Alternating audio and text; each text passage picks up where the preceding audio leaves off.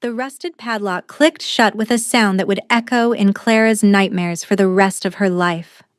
She pressed her palm against the corrugated metal wall of the garden shed, feeling the cold seep through her thin nightgown and into her bones, and tried to understand how everything had fallen apart so completely in the span of a single evening. 3 hours ago, she had been asleep in her bed. 3 hours ago, she had still believed, foolishly, desperately, that her pack would protect her, that the child growing inside her mattered to someone other than herself. 3 hours ago, she had not yet learned what it felt like to be dragged from her blankets by wolves she had known since childhood, their hands rough on her arms, their eyes refusing to meet hers. "Please," she had begged as they hauled her down the stairs. "The baby. You're hurting me." No one had answered. Not Marin, who had braided Clara's hair for her wedding. Not old Silas, who had bounced her on his knee when she was small. Not even her mother, who had stood in the doorway of the pack house with her face turned away, as if looking at her pregnant daughter would turn her to stone. And Derek. Her mate. Her former mate. She corrected herself with a bitterness that tasted like blood on her tongue. Had watched from the porch, with his arms crossed over his chest and his jaw set in that stubborn line she used to find endearing. He had said nothing as they forced her across the frost-hardened ground in her bare feet. He had done nothing as Magnus Ironhold smiled his serpent smile and pronounced her unfit to remain among decent wolves. Tainted blood, Magnus had called it. A corruption in the womb that will poison our entire lineage if allowed to spread. Clara wrapped her arms around her swollen belly and sank to the dirt floor of the shed, her back against a stack of mildewed burlap sacks that smelled of rotting potatoes. Her baby moved inside her, a flutter of life, a tiny foot pressing against her ribs, and she choked back a sob that threatened to tear itself from her throat. "It's okay," she whispered to her unborn child, the words barely audible even to her own ears. "We're going to be okay. I won't let them hurt you. I won't." But how could she protect anyone when she couldn't even protect herself? She was 6 months pregnant, locked in a shed in the middle of November with nothing but a moth-eaten blanket and a jar of water that had already begun to ice over at the edges. The wind cut through the gaps in the metal walls like knives, and she could see her breath fogging in the darkness, and somewhere in the distance she heard wolves howling, her pack, her family, celebrating their purification of the bloodline while she froze. The first night was the longest of Clara's life. She didn't sleep. Every time she closed her eyes, she saw Magnus Ironhold's face, those pale, calculating eyes that had assessed her like livestock at auction, that thin-lipped smile that never reached beyond the surface of his skin. He had arrived at their border pack 3 weeks ago with his purebred covenant rhetoric and his promises of returning to the old ways, and he had slithered into their alpha's ear like poison, and one by one, he had turned them all against her.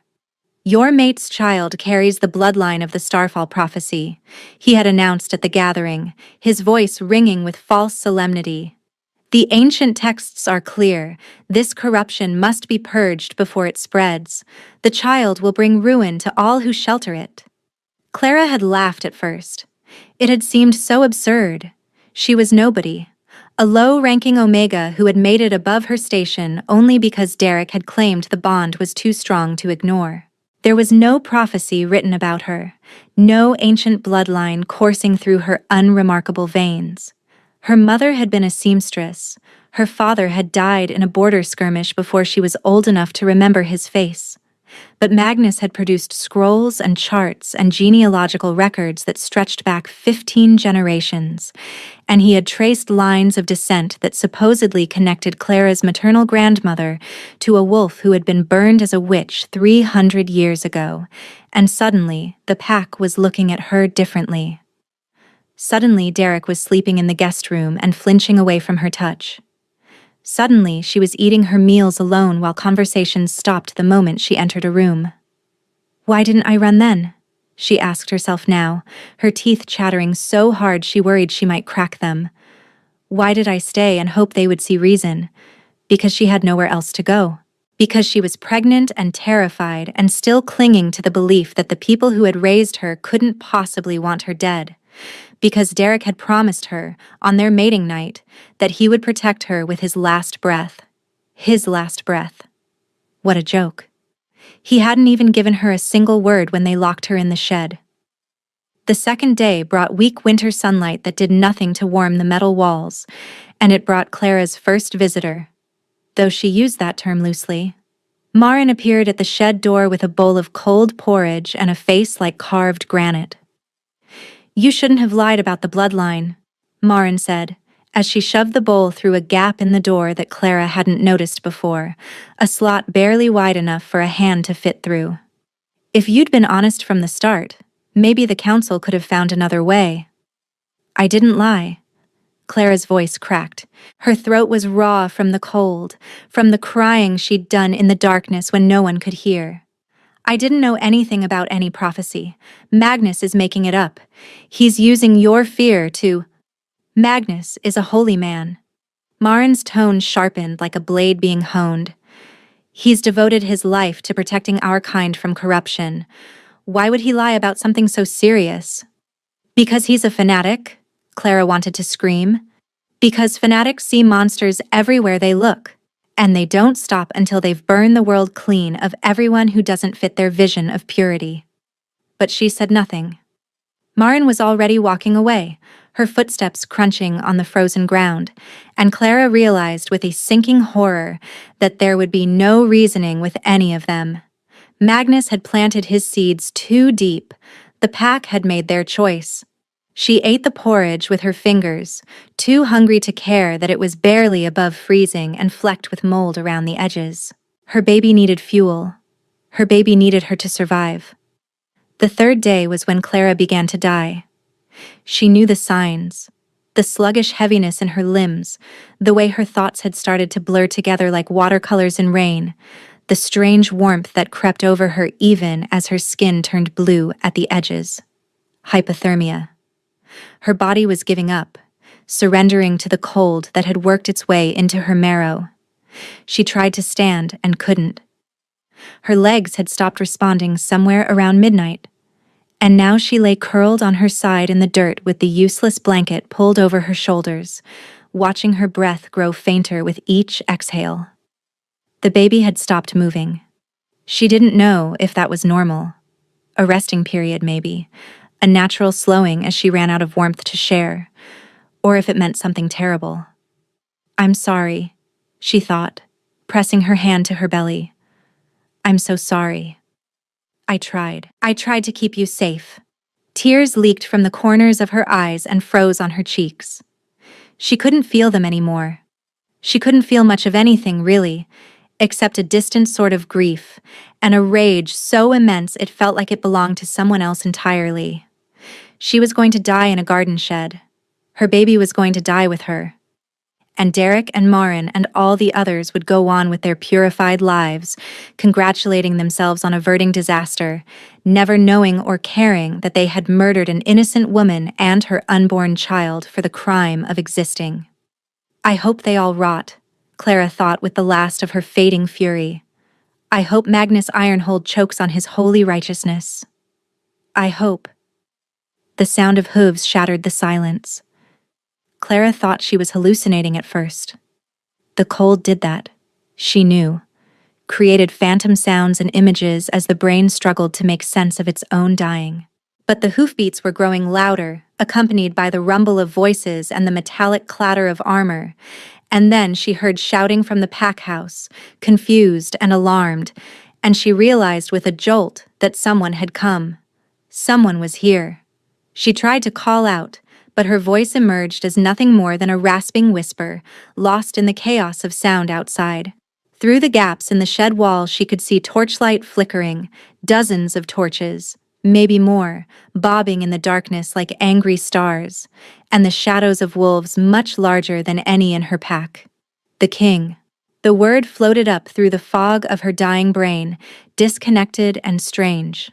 Someone had said, Derek had complained, the Alpha King, coming to check the borders.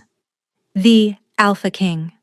Lucian Nightshade, ruler of the realm, commander of the largest and most powerful pack in existence. Stories about him filtered down to border territories in whispered fragments, that he was ruthless, that he was fair, that he had killed his own father to claim the throne, that he had never taken a mate because no wolf alive was worthy of standing beside him. Clara had never given the stories much thought.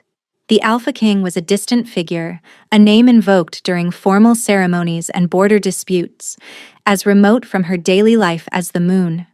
She had never imagined she would be dying in a garden shed while he conducted his inspection mere yards away. The voices outside were growing more agitated. She caught fragments through the walls. Unexpected arrival. Not until tomorrow. Prepare the Great Hall. And then, cutting through all of it like a blade through silk, a voice that made her wolf stir for the first time in months. What is that smell? Clara's heart stuttered. The voice was deep and commanding, rough-edged like stone that had been weathered by centuries of wind, and something about it reached into her chest and pulled. Her wolf, dormant since the day Derek had stopped touching her, raised its head and whined. What? Footsteps approached the shed, heavy, purposeful, eating up the ground with the inevitability of an avalanche. Your Majesty, the inspection of the border stones can begin in the morning. I asked you a question. The voice was closer now, close enough that Clara could feel it vibrating in her bones. What is that smell? It's coming from... The footsteps stopped directly outside the shed door. Clara tried to push herself upright and failed. All she could do was lie there, shivering in the darkness, as a shadow fell across the gap in the door and blotted out the torchlight. She heard a sharp inhale, felt the moment stretch like a thread pulled too tight, and then the door didn't open. It didn't swing wide on its rusted hinges the way a normal door might. Instead, it tore off entirely, ripped from its frame with a shriek of tortured metal and flung aside like it weighed nothing at all, and standing in the opening was the largest wolf Clara had ever seen. No, not a wolf, a man. But barely, only barely, because everything about him screamed predator even in human form. He was tall enough that he had to duck to peer into the shed, broad enough that his shoulders seemed to fill the entire doorway, and his eyes were glowing. Not the subtle shimmer that came with a partial shift, but a full molten gold that cut through the darkness like twin suns, fixing on Clara with an intensity that stopped her breath in her throat. His face was all sharp angles and harsh beauty, framed by dark hair that fell past his shoulders, and his lips were peeled back in a snarl that revealed teeth already lengthening toward fangs. Clara stared at him, too frozen to move, too stunned to speak, and something happened that she would never be able to fully explain. Heat flooded her chest. It started at her heart and radiated outward in waves, like liquid gold being poured into every vein and capillary, warming flesh that had gone numb with cold and setting nerve endings alight with sensation. Her wolf didn't just stir, it lunged forward, straining against her skin, howling with a recognition that bypassed her conscious mind entirely. Mate, mate, mate. No. That was impossible. She already had a mate, had a mate, Derek, whose mark still scarred her shoulder even though the bond had withered to almost nothing. But the word kept echoing through her skull, growing louder with each heartbeat, and the man in the doorway was looking at her with those blazing golden eyes, his chest heaving, his hands shaking where they gripped the ruined frame of the door, and she watched his nostrils flare as he inhaled the scent of her. Clara's voice came out as barely a croak. Who? He stepped into the shed, and despite everything, despite the cold and the terror and the impossibility of what was happening, Clara felt no urge to flee. Every instinct she possessed was screaming at her to crawl toward him, to press herself against the wall of his chest and let his warmth seep into her bones, to bare her throat and let him. Why would the most powerful alpha in the realm be looking at me like I'm the only thing that matters? because that's what his expression held. Not disgust at her wretched state, not pity for the pregnant Omega freezing in the dirt. Something far more dangerous, something that looked like reverence and hunger and barely contained violence all tangled together. And it was all focused on her with an intensity that should have terrified her, but instead made her feel, for the first time in months, completely and utterly safe. The Alpha King, because it had to be him, it could only be him, knelt in the filth of the shed floor without a moment's hesitation. He reached for her, his massive hands gentling as they cupped her face, tilting it up toward the torchlight spilling through the ruined doorway. Pregnant, he breathed, and his voice cracked on the word. They left you here, pregnant and freezing. A growl built in his chest, low and terrible and promising violence beyond anything Clara had ever witnessed. His eyes flared brighter, more wolf than man, and she felt the heat of his rage washing over her like a physical force. But his hands remained gentle. His thumbs stroked her frozen cheeks with a tenderness that made tears spill down her face, cutting warm tracks through the frost. Who did this to you? The question was barely human. Who dared? My pack. The words tumbled out of Clara's cracked lips before she could stop them. My mate. My former mate. A man called Magnus Ironhold. He convinced them my baby's blood is tainted. The growl that ripped from the Alpha King's throat shook the walls of the shed. Behind him, Clara could see her pack members gathering at a distance, their faces pale in the torchlight, and she could smell their fear cutting through the cold air like copper and ash. Good. Let them be afraid. Let them feel even a fraction of what they had put her through. The Alpha King, Lucian, her mind supplied, his name is Lucian Nightshade, gathered her into his arms as if she weighed nothing, cradling her against his chest with her swollen belly protected in the curve of his body. She should have protested. She should have asked questions, demanded explanations, tried to understand why a stranger was holding her like she was made of glass and starlight. Instead, she buried her face in the crook of his neck and breathed him in. Pine and wood smoke and something darker, wilder. The scent of a winter storm rolling over mountain peaks, of ancient forests where wolves had run since the beginning of time. It filled her lungs and sank into her blood, and her wolf stopped howling long enough to sigh with something that felt terrifyingly like recognition. Home, her wolf whispered. We're home. Lucian carried her out of the shed and into the night, his body blocking the wind, his warmth seeping into her frozen flesh. Clara blinked against the sudden brightness of the torches, her eyes struggling to adjust, and found herself staring at a scene of absolute chaos. 24 wolves in royal armor stood in formation near the pack house, their expressions hard and their hands resting on their weapons. Her pack, her former pack, had gathered in a frightened cluster near the door, and at their center stood Magnus Ironhold, his pale face twisted with something that might have been fear or might have been calculation. Derek was nowhere to be seen. The coward had probably hidden the moment the Alpha King arrived. Lucian stopped walking.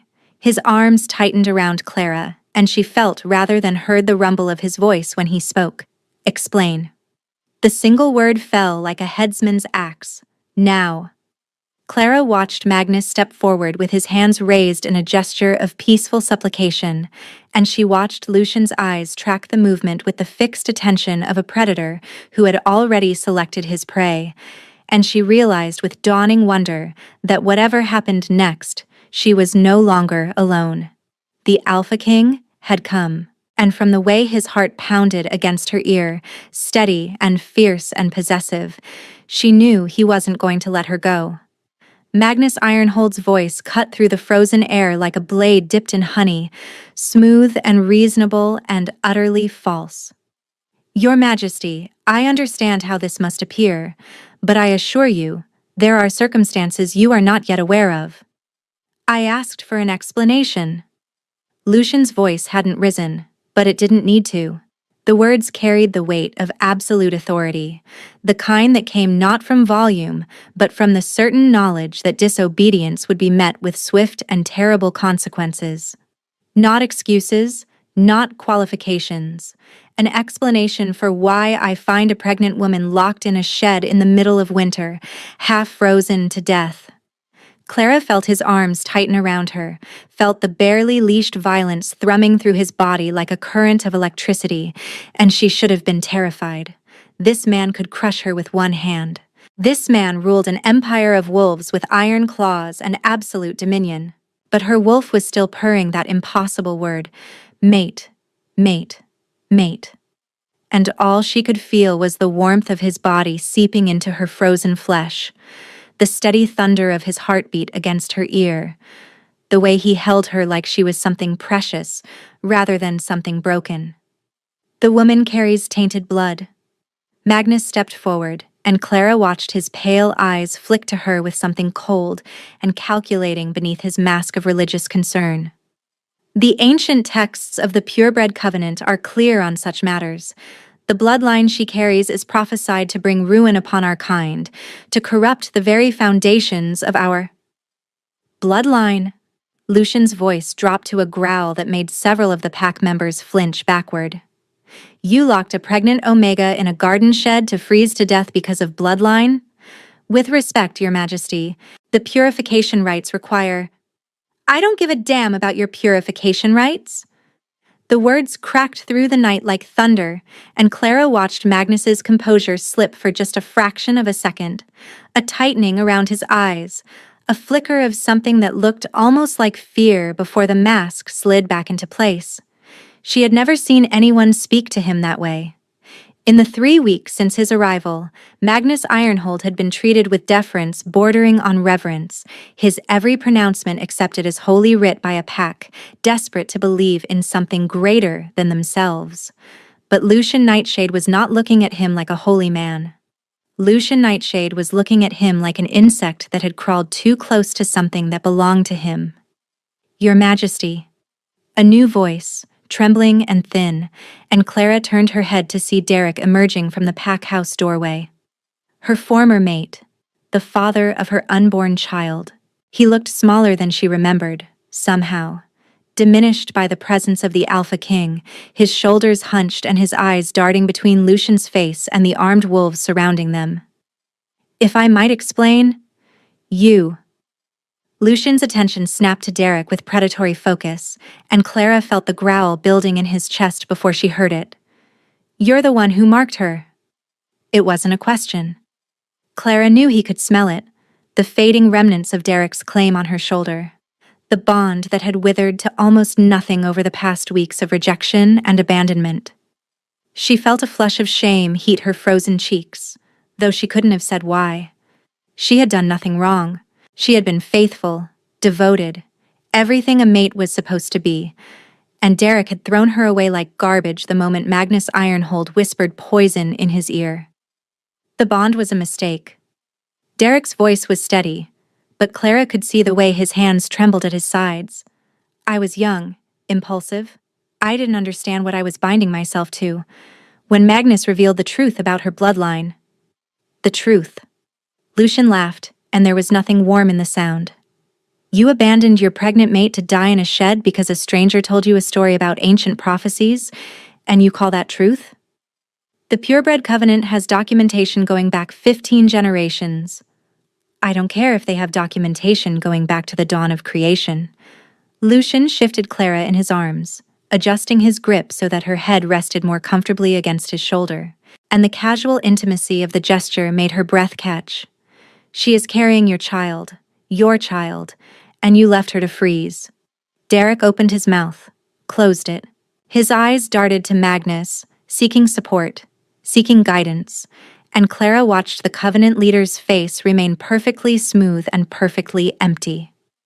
Coward, she thought, and the word burned in her chest like an ember. You can't even defend your own choices without someone else telling you what to say. The mark. Lucian's voice dropped lower, quieter, infinitely more dangerous. I want it gone. Clara felt her heart stutter. What? The mark on your shoulder. Lucian turned his head to look at her, and the weight of his attention was enough to make her forget how to breathe. His claim on you. I want it gone. That's...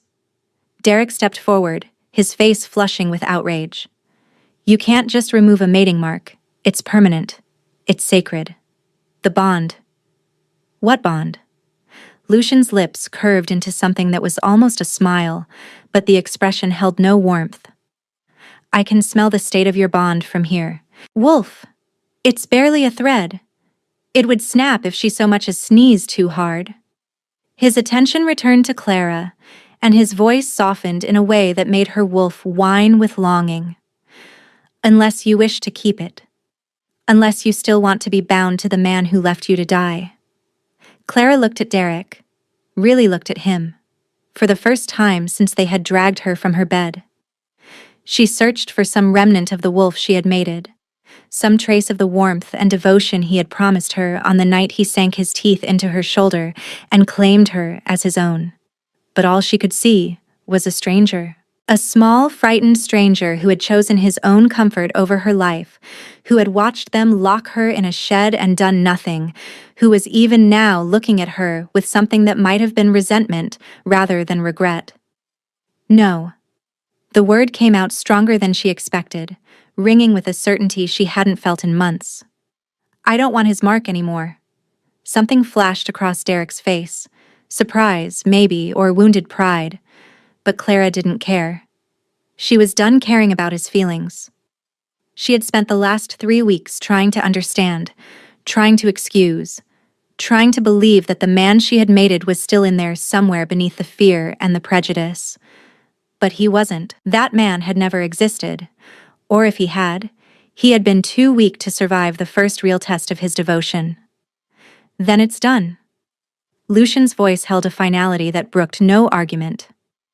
By the authority vested in me as Alpha King of this realm, the same authority that has dissolved bonds by royal decree 6 times in our history, each time to free a wolf from a mate who failed to protect them, I dissolve the mating bond between this woman and Derek. He paused, his lip curling slightly. Whatever your surname is, the mark will fade within the fortnight. Any attempt to reassert the bond will be treated as an act of war against the crown. The silence that followed was absolute. Clara could hear her own heartbeat thundering in her ears, could feel the mate bond between her and Derek, the bond she had treasured, had clung to, had believed in despite everything, beginning to unravel like a thread pulled from a tapestry. It should have hurt. Some part of her had expected it to hurt, had braced for the tearing sensation of a bond being forcibly dissolved, but all she felt was relief. Vast and overwhelming and tinged with something that might have been the first stirrings of hope. She was free. Your Majesty. Magnus's voice slid back into the conversation, smooth as oil on water. I understand your concern for this woman's welfare, but I must insist that you consider the broader implications of your actions. The purebred covenant represents centuries of sacred tradition. Our documentation of bloodline corruption is meticulous, verified by generations of scholars and seers. If you take this woman under your protection, you may be exposing your entire kingdom to— Are you threatening me? Lucian asked, almost conversationally. Magnus's smile didn't waver. Of course not, Your Majesty. I am merely offering counsel. Surely you wish to consult with your own advisors before making such a consequential decision. The prophetic implications alone. Let me be very clear. Lucian's voice dropped to a register that made Clara's wolf flatten its ears in instinctive submission. This woman is under my protection. My personal protection. Any attempt to harm her, to remove her from my custody, or to continue your purification rites will be met with immediate and lethal force. Is that understood? The pack members were nodding frantically, falling over themselves to agree, but Magnus simply inclined his head with that same serene smile. Of course, Your Majesty. We are, as always, loyal subjects of the crown. Clara didn't believe him. Neither, from the tension in Lucian's body, did the Alpha King. We leave for the capital tonight. Lucian turned toward his waiting guard, adjusting his grip on Clara once more. Have the horses readied, and someone find this woman clothes that don't smell like mildew and despair. One of the armored wolves, a tall, scarred female with silver streaks in her dark hair, stepped forward with a military bow. Your Majesty, the border inspection. Can wait. Lucian's eyes were fixed on something in the distance, his jaw set in a hard line. This pack has lost any claim to my patience or my goodwill. I'll send a representative to complete the inspection once I've determined whether any of them deserve to remain in possession of their territory at all. The declaration fell on the assembled wolves like a physical blow. Clara heard gasps, saw faces pale in the torchlight, and felt a savage satisfaction curl through her chest. Let them worry. Let them fear. They had certainly given her enough of both. Lucian carried her through the crowd of pack members, and not a single one of them dared to meet his eyes. The journey to the castle took most of the night. Clara drifted in and out of consciousness, her body slowly warming beneath layers of fur blankets and the steady heat of Lucian's presence at her side. They traveled in an enclosed carriage that smelled of leather and cedar, and she was only vaguely aware of the armed escort surrounding them, of the pounding of hooves on the frozen road, of the occasional murmured conversations between Lucian and his guards. What she was very aware of, with an intensity that bordered on painful, was the Alpha King himself. He hadn't let go of her. Not once. Not for a single moment since he had carried her out of that shed. He sat beside her in the carriage with her body curled against his side, his arm wrapped around her shoulders like a shield, and every time she stirred he murmured something low and soothing that made her wolf settle back into contented silence. This is wrong, the rational part of her brain insisted. You don't know this man. You don't know anything about him except stories and rumors. He could be taking you somewhere worse than that shed. He could be planning to use you, to hurt you, to... But her wolf refused to listen. Her wolf was certain, absolutely certain, with a bone-deep conviction that bypassed logic entirely. This man was hers. This man would protect her. This man would never, could never, hurt her the way Derek had. Mate, her wolf whispered again, and Clara didn't have the strength to argue anymore. The castle emerged from the darkness like a mountain made of stone and shadow. Clara blinked awake as the carriage rolled through massive iron gates, her eyes struggling to take in the sheer scale of the structure rising before them. Towers stretched toward the stars, their windows glowing with warm firelight. Walls thick enough to withstand siege-surrounded courtyards, large enough to hold her entire former pack's territory. This was power. Real power, the kind that came from centuries of dominion and absolute authority. And the man who ruled it all was currently helping her out of the carriage, with hands so gentle they might have belonged to someone else entirely. Can you stand? Lucian asked, his voice low enough to be private. Clara tested her legs, felt them wobble like a newborn foal's. I don't know. Without another word, he scooped her back into his arms and carried her up the stairs. The interior of the castle was a blur of warm stone and tapestried walls, of servants bowing as they passed, and guards snapping to attention at the sight of their king. Clara caught fragments of whispered conversation. Is that a woman? She's pregnant. Where did he find her? But Lucian didn't pause to explain, didn't acknowledge any of it. He moved through the halls with the focused determination of a wolf returning to its den, and Clara could only cling to his neck and try not to think about how utterly surreal this all felt. 3 days ago, she had been a pack member in good standing, mated and expecting her first child. 2 days ago, she had been a prisoner, marked for purification. Yesterday, she had been dying. And now she was being carried through the Alpha King's castle like she belonged there. The room he brought her to was larger than the entire ground floor of the pack house she had grown up in. A fire blazed in a stone hearth big enough to roast an ox, casting dancing shadows over walls hung with tapestries depicting wolves running beneath full moons. The bed was a vast ocean of pillows and quilts, and Clara felt tears prick her eyes at the sight of it.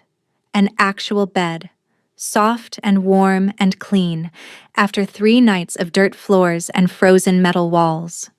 Lucian set her down on the edge of the mattress with infinite care, then knelt before her, bringing his eyes level with hers. "I need to examine you," he said quietly. "Your temperature, your condition, the baby. I have a healer standing by, but I won't." He paused, and she watched something vulnerable flicker across his hard features. "I won't touch you without your permission. Not now, not ever. If you want me to leave, I'll send the healer in alone. If you want me to stay, I'll stay. The choice is yours." Clara stared at him. The Alpha King of the realm was kneeling at her feet, asking her permission. This wolf who had torn a door off its hinges and dissolved her mating bond with a word, who commanded armies and ruled territories larger than some human nations. He was looking at her like her comfort mattered more than anything else in the world. "Stay." The word came out before she could think about it, instinctive and certain. "Please. I don't—" Her voice cracked. "I don't want to be alone." Something softened in his expression, something warm and fierce and protective. He reached up to cup her face, the same gesture he had used in the shed, and Clara felt that liquid gold heat spread through her veins again at his touch.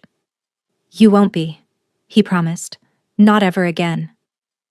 The healer arrived moments later, a gray-haired woman with kind eyes and clever hands who introduced herself as Miriam. She examined Clara with brisk efficiency while Lucian sat in a chair by the fire, close enough to watch, but far enough to give her space. "The baby was fine," Miriam declared. "A girl from the way she was positioned, healthy and strong despite her mother's ordeal. Clara needed warmth, food, rest, and time, but she would recover." "You're fortunate," Miriam said, her eyes flickering briefly to Lucian. "Another night in that shed, and we'd be having a very different conversation." The growl that rumbled from the Alpha King's chest made the healer duck her head and hurry from the room.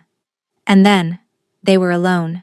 Clara sat propped against a mountain of pillows, her hands wrapped around a cup of warm broth that a servant had brought, and tried to find the courage to ask the questions that had been burning in her chest since the moment Lucian had torn open that shed door. "Your Majesty." "Lucian." His voice was rough, almost urgent. "Please. Just Lucian." Clara swallowed. "Lucian? Why?" She hesitated, unsure how to put it into words without sounding insane. "Why did you come for me? I know you were there for the border inspection, but the way you reacted." He was quiet for a long moment, his gaze fixed on the fire. The flames painted his features in shades of gold and shadow, highlighting the sharp angles of his jaw, the dark fall of his hair, the barely leashed tension in every line of his body. "I scented you," he said finally, and his voice had dropped to something almost reverent. "The moment I rode through those gates, I scented you, and everything else, the inspection, the politics, the careful negotiations I'd planned, all of it vanished. There was nothing but your scent, and this pull—" He broke off, pressing the heels of his hands against his eyes.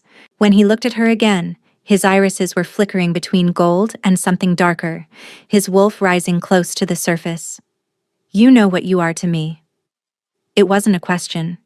"You feel it too. I can see it in your eyes, smell it on your skin. The bond, the recognition."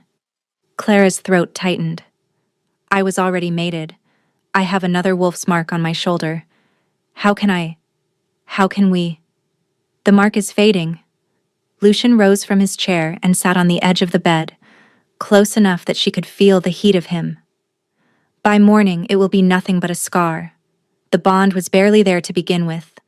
I could feel how thin it was, how neglected. He never deserved you, never cherished you the way a mate should.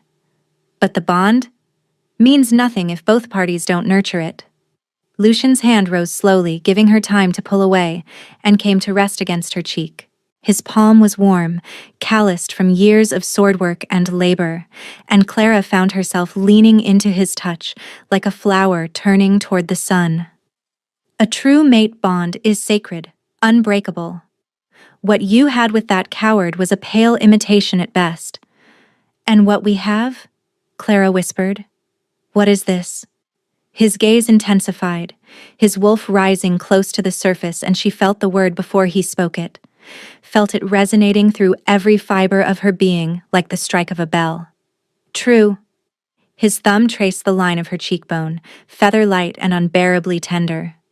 Real. The kind of bond I thought I would never find. I had stopped looking, Clara. I had convinced myself that I was meant to rule alone, that the mate the moon goddess had destined for me either didn't exist or had died before I could find her. And then I walked into that miserable border territory and smelled you and... His voice cracked. The Alpha King of the realm, the most powerful wolf in existence, cracked like a boy on the verge of tears. I cannot lose you.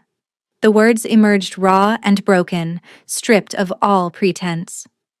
I know that sounds insane. I know we've just met, that you have every reason to distrust any man who claims to want you. But I am telling you the truth, Clara. Whatever you need, whatever you want, it's yours.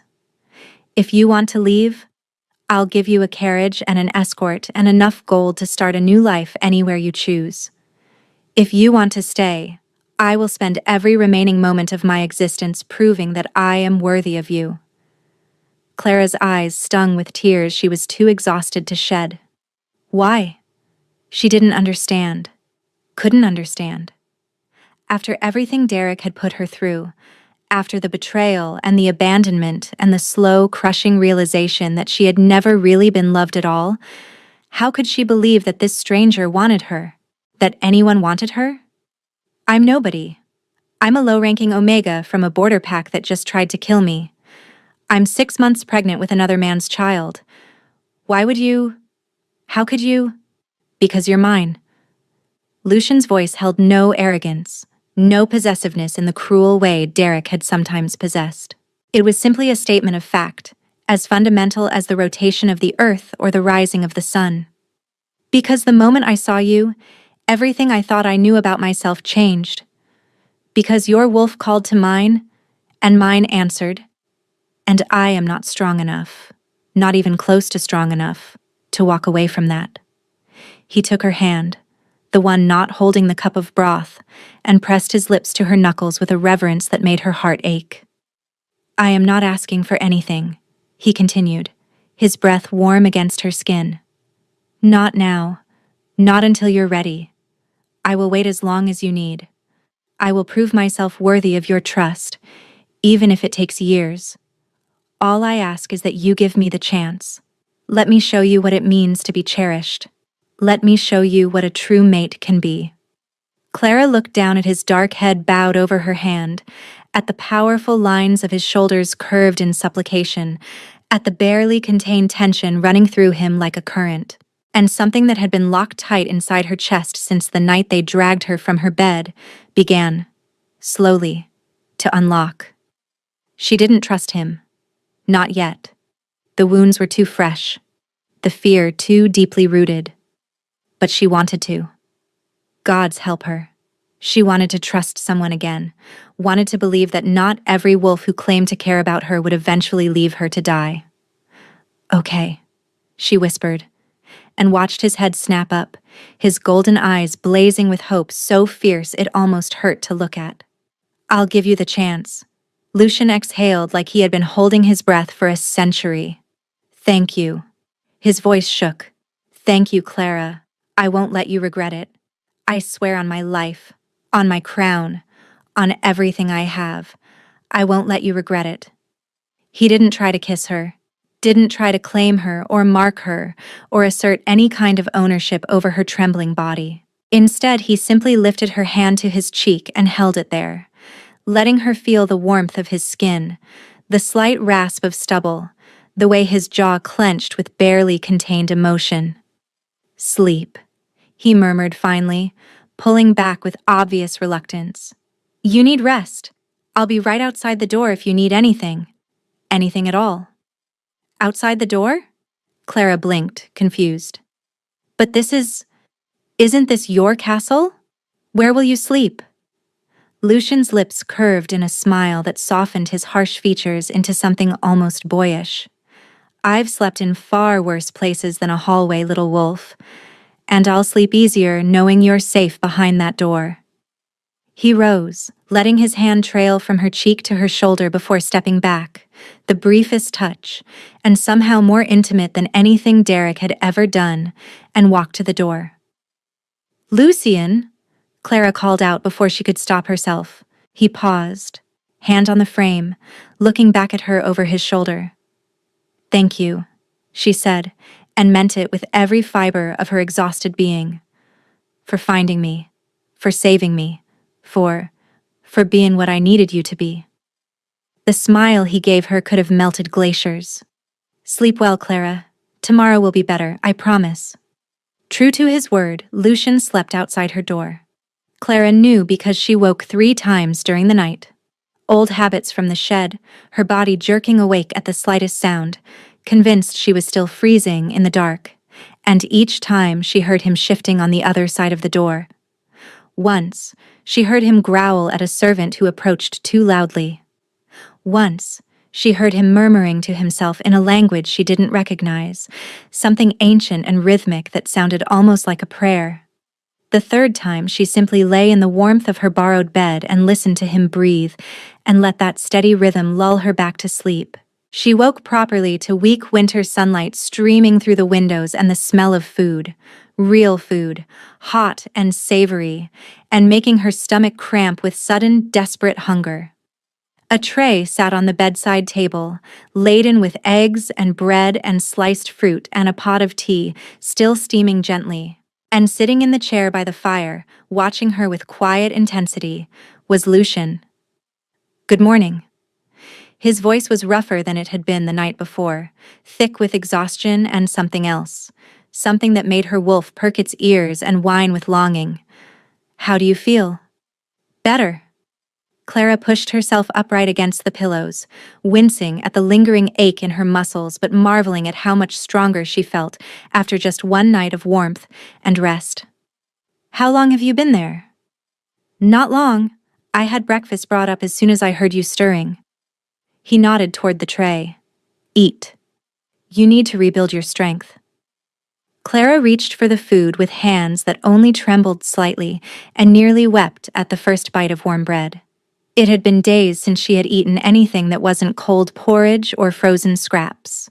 Her baby moved inside her, kicking with what felt like approval, and she pressed her free hand to her belly with a smile. She likes it, Clara said without thinking, then felt her cheeks flush. The baby. She moves more when I eat something warm. Lucian's expression shifted, something raw and vulnerable flickering behind his eyes. She? The healer said, last night. Clara bit her lip, suddenly uncertain. What did it matter to him, the gender of another man's child? Why would he care about the baby she carried? The baby that had been condemned as corrupt by Magnus Ironhold, the baby that Derek had abandoned without a second thought. But Lucian was leaning forward in his chair, his attention fixed on her swollen belly with an intensity that made her breath catch. May I? He asked quietly. Feel her move? Clara stared at him. Derek had never asked.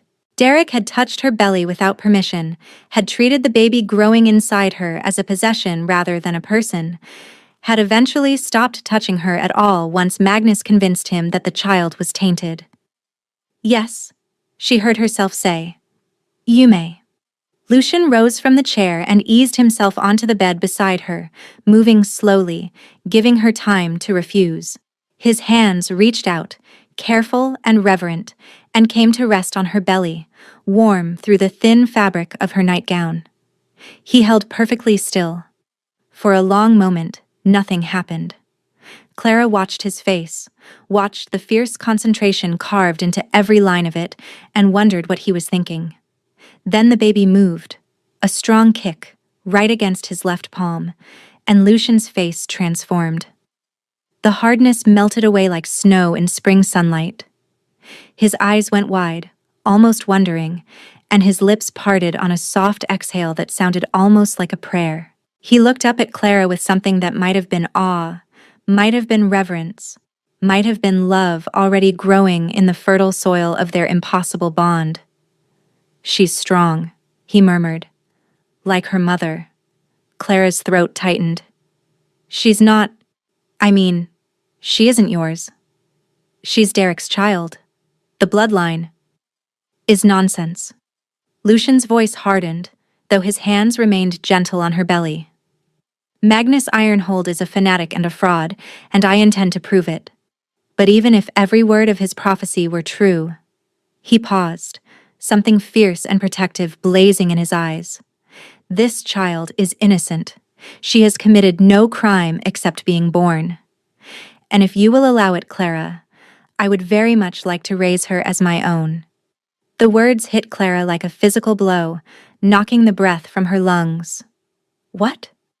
"I know it's too soon." Lucian ducked his head, almost sheepish, and she caught a glimpse of the uncertainty beneath his kingly confidence. "We've known each other less than a day. You have no reason to trust my intentions, but I want you to know, I need you to know, that when I say you are mine, I mean all of you. Every part, including the daughter you carry." He raised his head, and his eyes burned with conviction. "I will love her," he said, each word a vow. "I will protect her. I will teach her to shift and hunt and rule if she shows the aptitude for it. I will never, never let anyone call her tainted or corrupt or unworthy. She will grow up knowing she is cherished, wanted, treasured. That is my promise to you both." Clara couldn't speak, couldn't breathe, couldn't do anything except stare at this impossible man, this stranger who had torn her from the jaws of death and now sat beside her promising to father another man's child. "Mate," her wolf whispered again, and this time Clara didn't argue. "Why?" The word came out broken, barely audible. "Why would you do that?" Lucian was quiet for a long moment. His hand still rested on her belly, and she could feel his warmth seeping into her skin, could feel the baby moving beneath his palms like she was responding to his presence. "Because she will be part of you," he said finally. "And I already know that I will love every part of you. How could I not love her?" The tears came then, silent and unstoppable, streaming down Clara's cheeks and dripping onto Lucian's hands, where they cradled her unborn daughter. She cried for everything she had lost, the mate who had abandoned her, the pack who had turned against her, the life she had thought she would have, and she cried for everything she was beginning, impossibly, to hope for. A future where she wasn't alone, where her child wasn't condemned, where someone looked at her like she was worth saving. Lucian didn't try to stop her tears. He simply stayed beside her, steady as a mountain, his thumbs tracing gentle circles on her belly while she wept. And when the tears finally slowed, when she had cried herself empty and raw, he pressed his forehead to her swollen stomach and murmured something that sounded like a promise. "I've got you," he said. "Both of you. I've got you." The morning passed in a haze of warmth and food and tentative conversation. Clara learned that Lucian had not been expecting to find his mate on the border inspection, had in fact given up hope of ever finding her. She learned that he had ruled alone for 15 years, since the death of his father in a territorial dispute that some whispered had been less natural than official reports suggested. She learned that he hated politics and loved hunting, that he had 3 surviving sisters who would apparently descend on the castle like a force of nature the moment they heard about Clara, that he had spent the entire night outside her door fighting the urge to break down the barrier and hold her. "I could hear your heartbeat," he admitted, running a hand through his dark hair with a rueful expression. "Every time it stuttered, every time you whimpered in your sleep, it took everything I had not to go to you. But I gave you my word. I said I would wait, and I will." Clara found herself leaning closer to him without conscious thought, drawn by the bond that pulsed between them like a second heartbeat. "What if I don't want you to wait?" Something shifted in Lucian's expression, a hunger barely held in check. His nostrils flared, scenting her, and she watched his hands clench against his thighs, as if he was physically restraining himself from reaching for her. "Then I would ask what you do want," he said, his voice dropping to a rough growl that made her wolf shiver with anticipation. "And I would give it to you. Anything, Clara. Anything at all." Before she could answer, before she could put words to the tangled mess of desire and fear and hope that was building in her chest, a sharp knock sounded at the door. Lucian's expression shifted in an instant, the tender mate replaced by the formidable king. "Enter." The scarred female guard from the night before stepped into the room with a military bow. "Your Majesty, the council has assembled. They have—" Her eyes flickered briefly to Clara. "Concerns they wish to address." Lucian's jaw tightened. "What sort of concerns?" "Concerns regarding the woman you brought into the castle, Your Majesty. Her bloodline, her former pack. The condition she arrived in." Clara felt her stomach drop. Of course. It had been foolish to imagine that a few hours of warmth and kindness could erase the reality of her situation. She was still a disgraced Omega carrying a supposedly tainted child. She was still the woman that an entire pack had tried to purify out of existence. No amount of mate bond recognition could change the fact that she came with complications, with baggage, with enemies who wanted her dead. "Tell the council," Lucian said, his voice cold enough to freeze fire, "that they can address their concerns at the formal assembly this afternoon. Until then, they are dismissed." "Your Majesty, Lord Theron insists—" "I don't care what Lord Theron insists." Lucian rose to his feet, and even without shifting, his presence seemed to fill the room, to press against the walls with barely contained power. "I am the Alpha King. I do not answer to my council. They answer to me. And if Lord Theron, or anyone else, has a problem with the woman I have chosen to protect, they can take it up with my claws." The guard bowed deeper, her scent sharp with submission. "Yes, Your Majesty." The guard retreated, closing the door behind her with a soft click that seemed to echo in the sudden silence. Clara, still wrapped in blankets on the settee, found herself staring at the space where Lucian had stood, at the residual heat of his presence that seemed to linger in the air like smoke after a fire. Her heart was racing, not with fear this time, but with something far more complicated.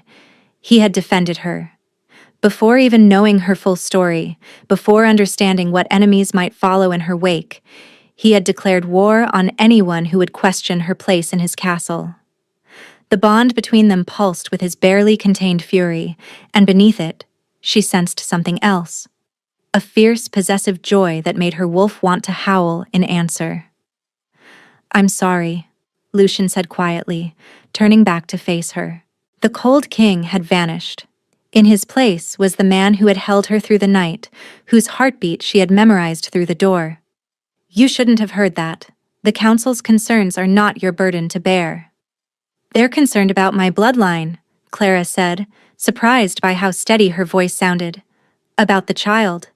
They think I've brought disgrace to your court. They think many things." Lucian crossed the room in 3 long strides and sat beside her, taking her hands in his with a gentleness that made her breath catch. "Most of them wrong, all of them irrelevant. You are my mate, Clara. The bond doesn't lie, doesn't make mistakes. Whatever they believe about your bloodline, your former pack, your child, none of it changes what you are to me." "And what am I to you?" The question slipped out before she could stop it. Raw and vulnerable, in a way she hadn't allowed herself to be in months. His gaze held hers, steady and unwavering. "Everything," he said simply. "You are everything." The afternoon assembly was held in the Great Hall, a cavernous space of dark stone and towering windows that let in slants of pale winter light. Clara, dressed in borrowed clothes that actually fit, soft gray wool that someone had procured while she slept, along with a deep blue cloak lined with silver fur, stood at Lucian's side and tried not to let her terror show. The council was assembled in a semicircle before the dais where the two thrones sat. Clara counted 12 of them, wolves of various ages and ranks, their expressions ranging from curious to hostile to carefully blank. In the center stood a gray-haired male whose bearing marked him as the leader of this particular interrogation.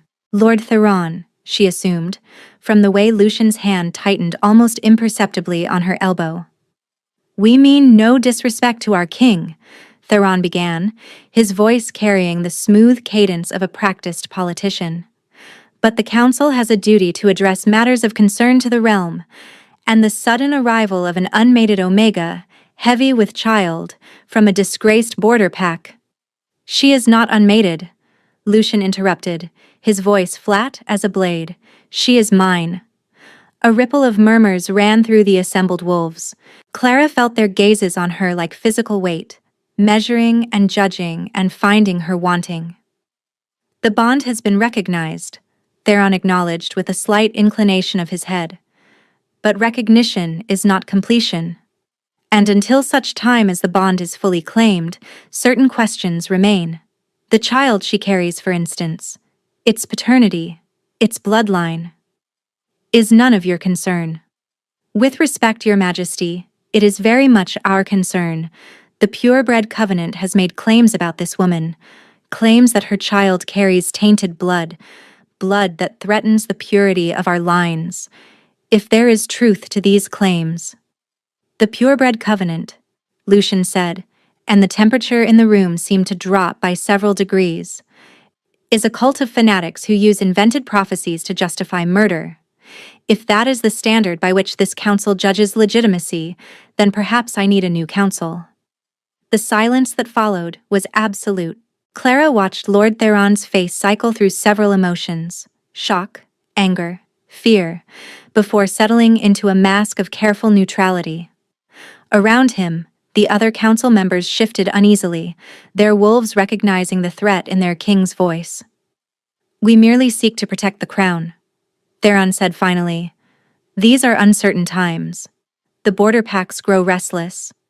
Rumors spread of prophecies and purifications. If the woman at your side brings danger to—" "The only danger in this room," Lucian cut in, "is to anyone who speaks another word against my mate." He didn't raise his voice. He didn't need to. The power that rolled off him was sufficient to make several council members take involuntary steps backward, their wolves cowering before the raw dominance of their king. "This assembly is concluded," Lucian announced. "Any further concerns may be addressed to me privately, in writing, after a period of extended reflection. Dismissed." The council scattered like leaves before a storm. Only Lord Theron lingered, his eyes meeting Clara's for a brief moment before sliding away. In that glance, she read something that made her blood run cold. Not submission, not acceptance, but calculation. This wolf was not done. He was simply regrouping. 3 days passed in a strange sort of peace. Clara spent the mornings exploring the castle with Lucian at her side, learning the layout of her new home. The afternoons she spent in the library, curled up in a window seat with books about the history of the realm, the politics of the pacts, the ancient laws that governed mate bonds and successions. And the evenings? The evenings she spent with Lucian, talking and eating and slowly, carefully, learning to trust. It was on the second afternoon that she found the letters. She hadn't been looking for them. She had been reaching for a book on the upper shelves, a volume on bloodline genealogy that she hoped might help her understand Magnus's claims about her heritage, when her hand brushed against something wedged behind the row of spines. A leather folio, slim and unremarkable, tucked into the gap between the books and the wall, as if someone had hidden it there in haste. Clara pulled it free, expecting dust and disuse. Instead, she found 3 letters on crisp parchment, the ink still dark, the seal still sharp. The white wax stamp of the purebred covenant. The first letter was addressed to someone named Alara. Clara's breath stopped. She sank into the window seat, her heart hammering, and read, The handwriting was precise and elegant. Magnus's, she realized, matching the script on the scrolls he had waved at her pack. The tone started cordial, even warm, but the content turned her stomach cold. I write to you not as a leader of the Covenant, but as someone who understands the danger you carry. The child in your womb bears the markers of the Starfall prophecy. If it is born, everything we have built will crumble. I implore you, end this pregnancy before it is too late. There are herbs. There are ways. No one need ever know. Asterisk, the second letter was harder. The cordiality was gone, replaced by barely veiled threat. You leave me no choice. If you will not act to protect our kind, I must act for you. I have given you every opportunity to do this quietly, with dignity. What comes next will be neither. The third letter was only 2 lines. It is done. The body has been placed in rogue territory. No one will look twice. Clara sat very still for a long time. The letters trembled in her hands, not from cold this time, but from a rage so profound it felt like it might crack her open from the inside. Elara Nightshade, Lucian's youngest sister, the gentle one, the one whose name had drained the warmth from his face. The one who had been found dead in Covenant territory with her unborn child still inside her. Magnus hadn't just convinced her pack to lock her in a shed. He had murdered before. He had killed a pregnant woman, an Alpha King's sister, to suppress the very prophecy he now used as a weapon, and he had walked free for 5 years. Clara folded the letters carefully, slid them inside her bodice against her skin, and told no one. Not yet. She needed the right moment. She needed Magnus to be standing in front of witnesses when the truth came out, with nowhere to run and no silver tongue smooth enough to talk his way free. She went back to reading in the window seat, her expression serene, the letters burning against her chest like a brand. He never pushed, never demanded. When she flinched at sudden movements, he stilled.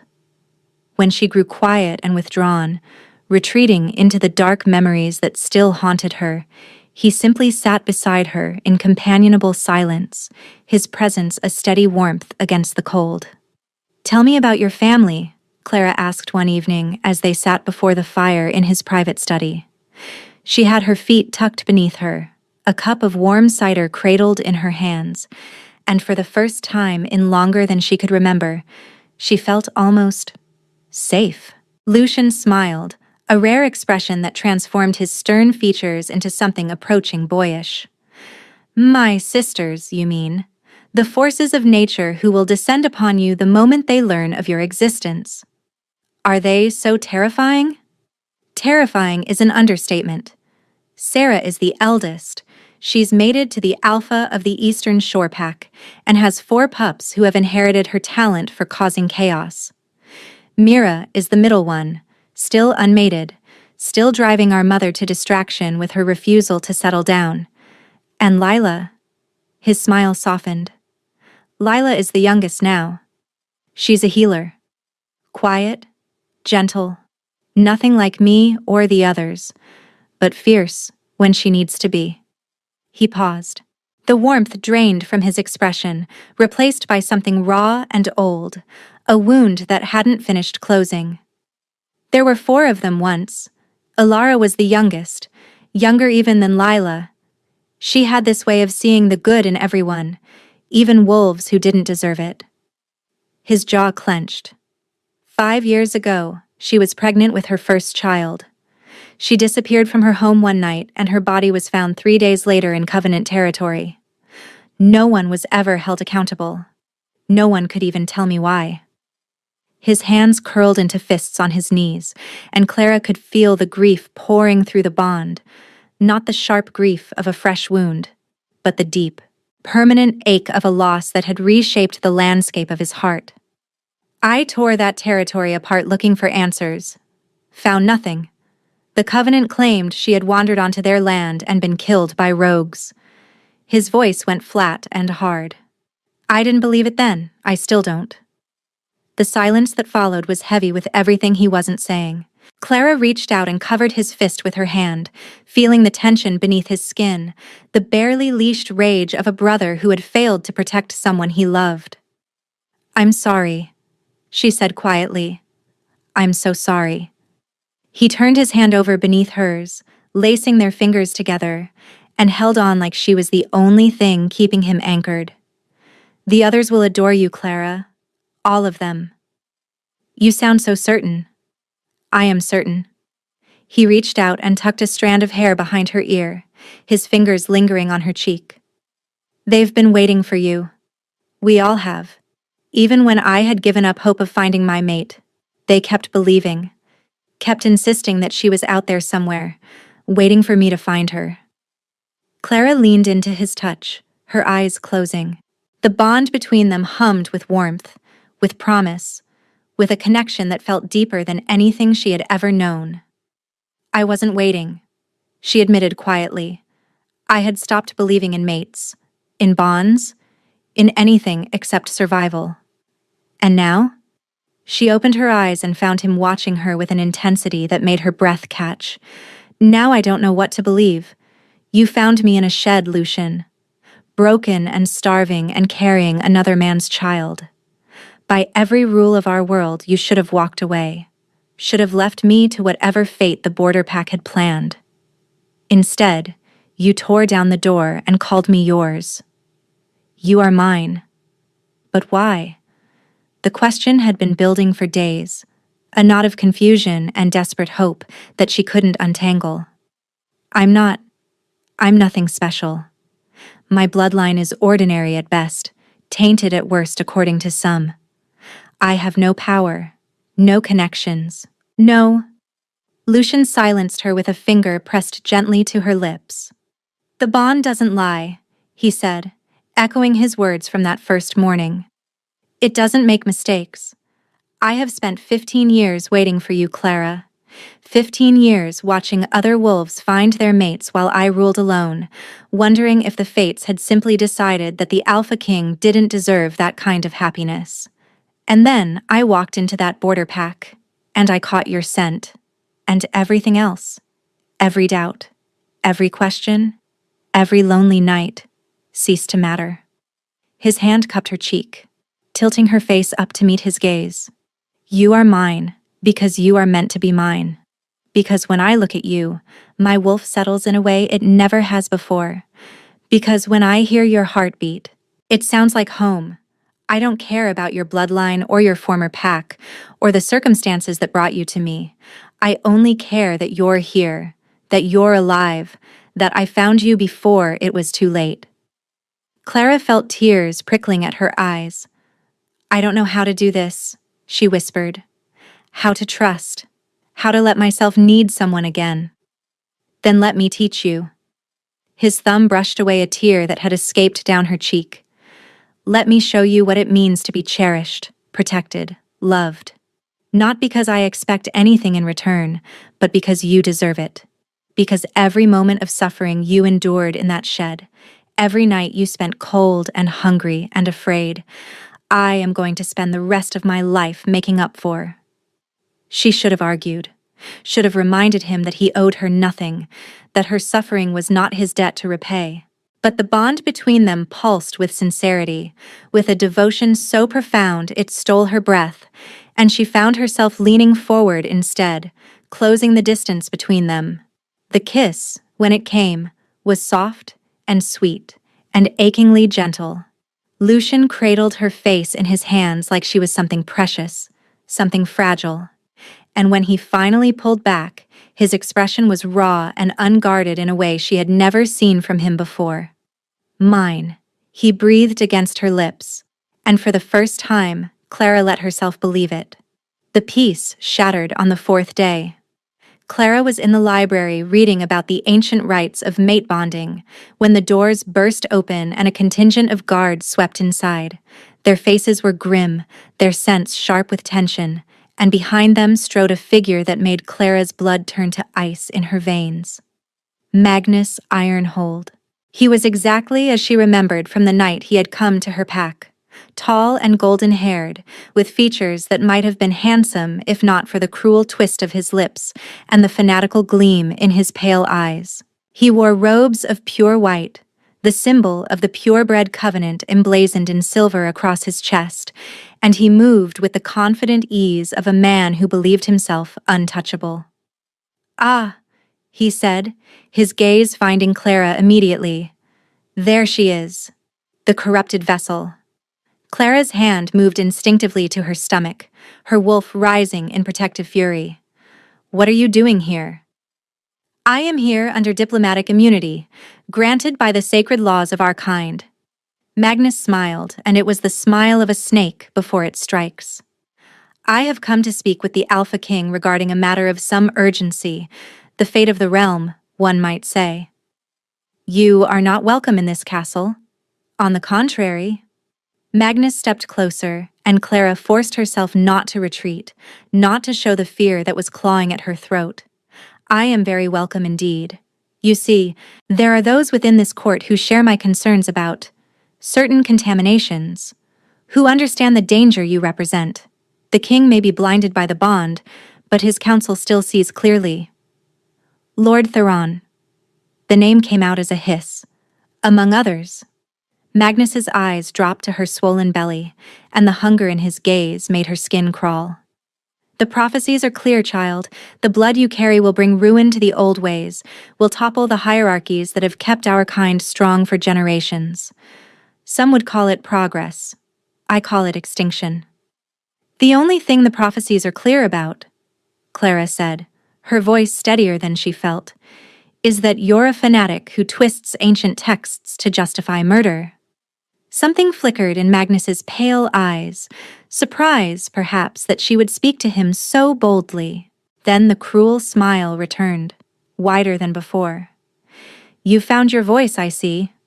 The king's influence, no doubt. But voices can be silenced."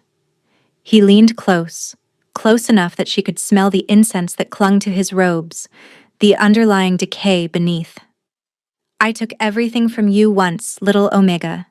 Your pack, your mate, your home. I can do it again. And this time, there will be no shed to shelter you.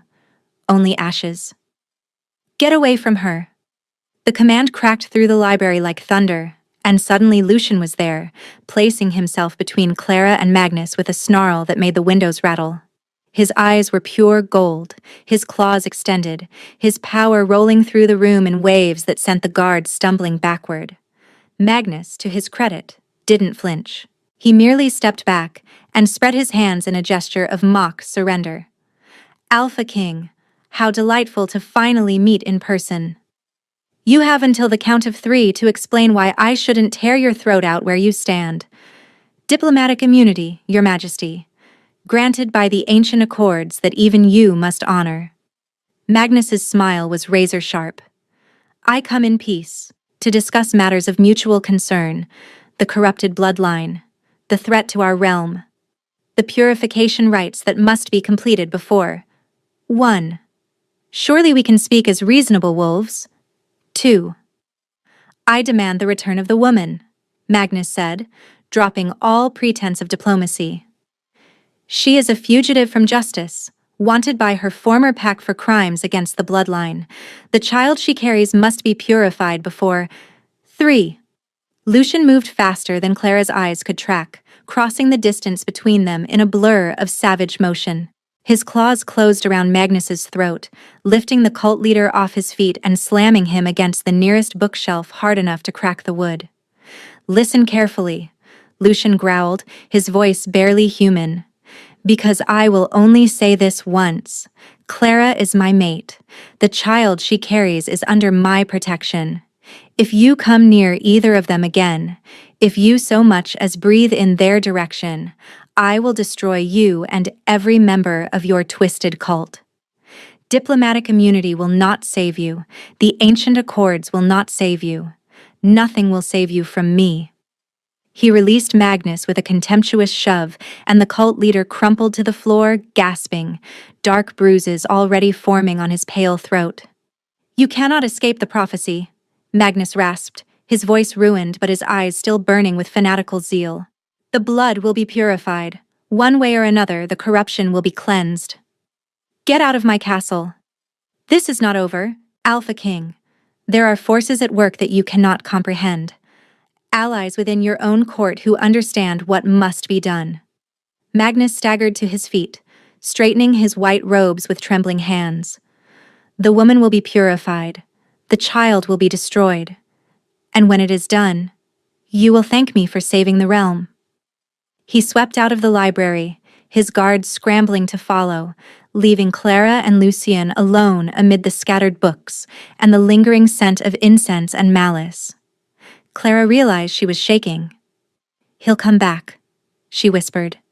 He won't stop. He'll never stop.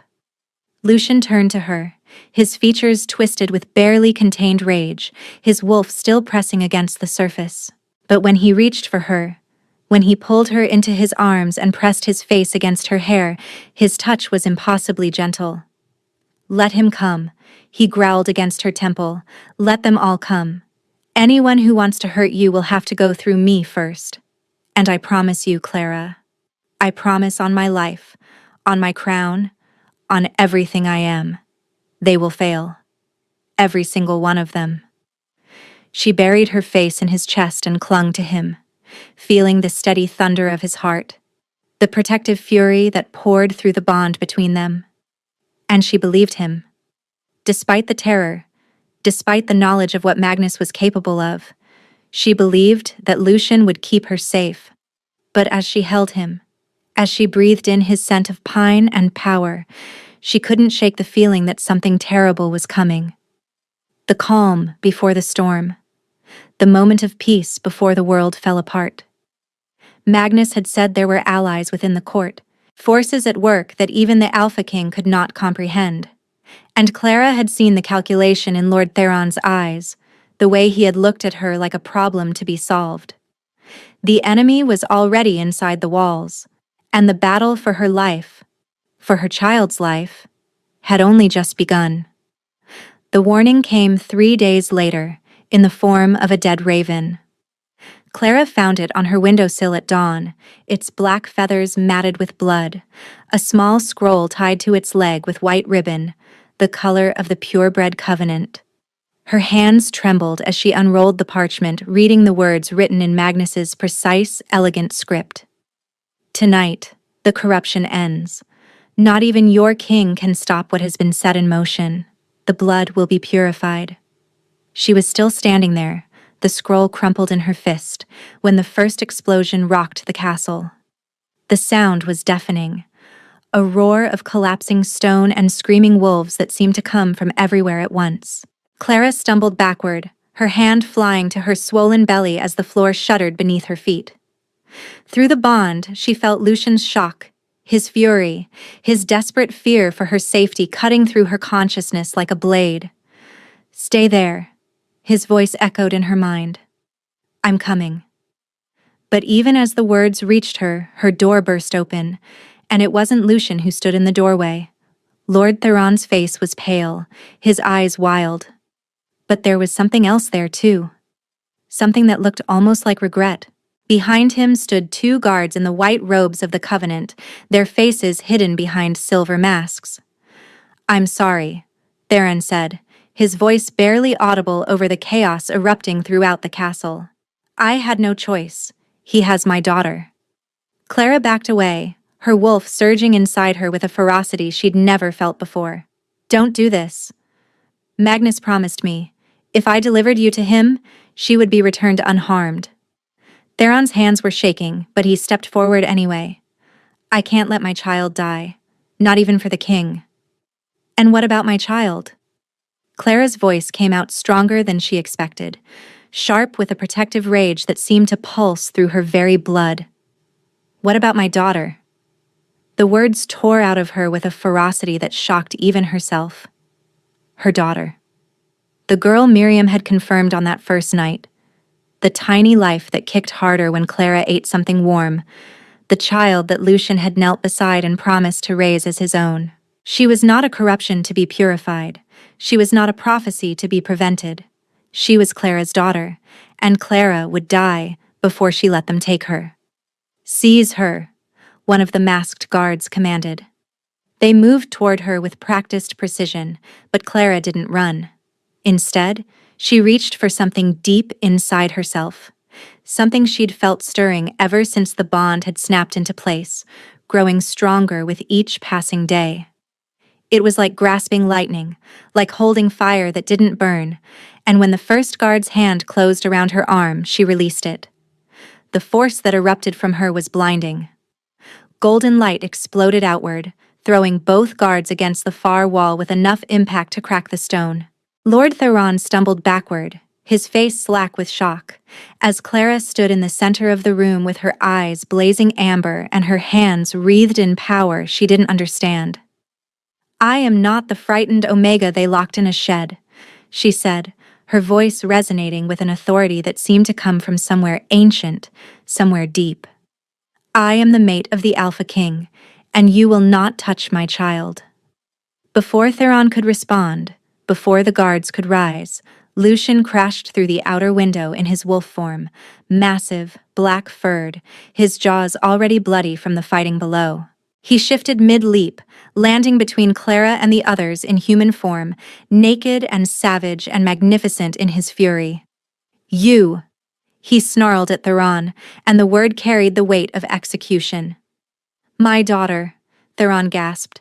"Magnus has my daughter. I had to— You had to nothing." Lucian's claws extended, dripping crimson. "You made your choice." "Lucian!" Clara's voice cut through his rage and she felt his attention snap to her through the bond. "Not yet. We need to know where Magnus is. We need to end this tonight." The Alpha King's jaw clenched, every muscle in his body rigid with the effort of restraining himself. But he nodded, just once, and fixed Theron with a look that promised reckoning. "Where is he?" "The Great Hall." Theron's voice cracked. "He's taken it over. Has 24 Covenant guards, maybe more. He said he's performing the purification rites at midnight. That the child must die when the moon is at its peak." Clara looked at the window, at the moon climbing the dark sky. They had perhaps 2 hours. Maybe less. "And your daughter?" "She's there, in the hall. He keeps her close, to ensure my compliance." Tears were streaming down Theron's face now, the face of a man who had sold his soul and found the price too high. "I'm sorry. I'm so sorry. But she's only 12 years old. She's all I have left." Clara moved forward, placing herself beside Lucian despite his low growl of protest. She looked at the man who had sneered at her blood, who had questioned her worth, who had helped orchestrate her potential death, and she saw only a broken father who had made an impossible choice. "We'll save her," Clara said. "We'll save them both." Lucian's hand found hers, his fingers intertwining with hers in a grip that was fierce and questioning all at once. Through the bond, she felt his surprise, his pride, his overwhelming love for her capacity for mercy even now. "Clara, he wants me to be corrupt. He wants me to be the monster he's made me out to be." She met his gaze steadily. "I won't give him that satisfaction. And I won't let a child die because her father made a terrible choice out of love." For a long moment, Lucian simply looked at her. Then he laced his fingers through hers and held on, his grip fierce and tender at once. "My queen," he murmured. It wasn't a question, it was a coronation. They moved through the castle corridors with deadly purpose, Lucian in front, Clara behind him with Theron at her side, a reluctant ally whose trembling hands betrayed his terror, but whose knowledge of Magnus's plans proved invaluable. The battle raged around them, loyal guards clashing with Covenant infiltrators, the air thick with the copper scent of blood and the acrid bite of smoke.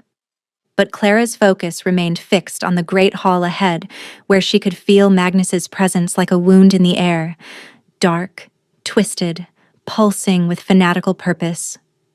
They found the hall doors barricaded, a dozen white-robed guards standing in formation before them. Lucian didn't slow down.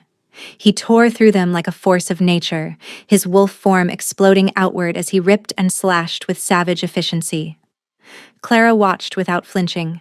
Watched and felt the protective fury that drove him, the desperation to keep her safe, and knew that she could not let him face Magnus alone.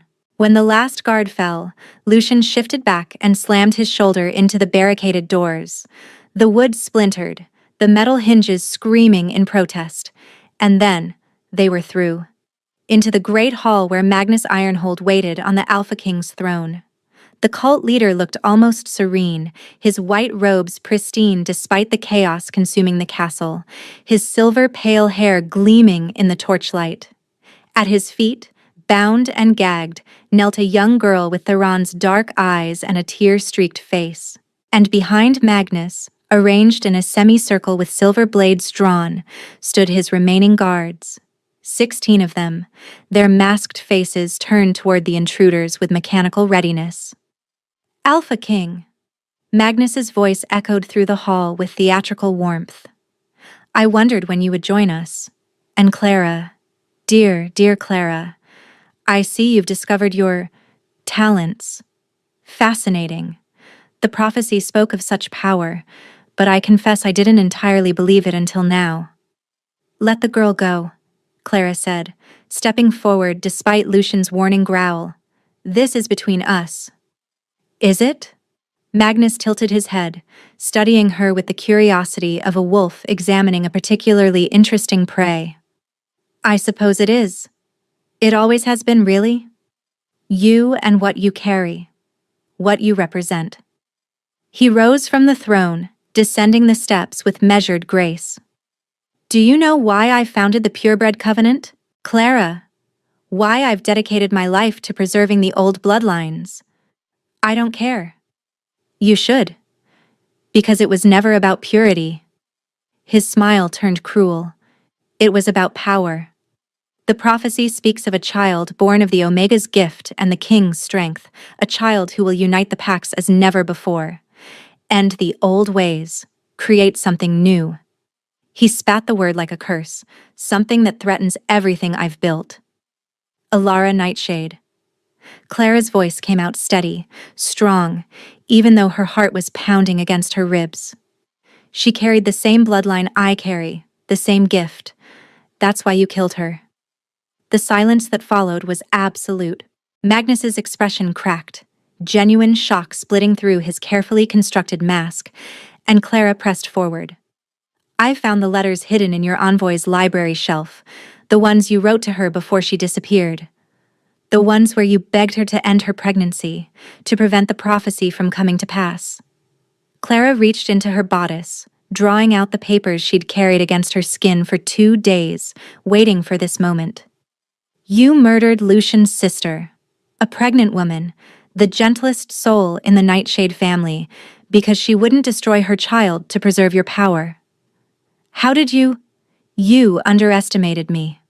Clara's eyes blazed gold as she threw the letters onto the floor between them. You all did. The frightened Omega in the shed. The corrupted bloodline to be purified. The broodmare for your prophecy to destroy.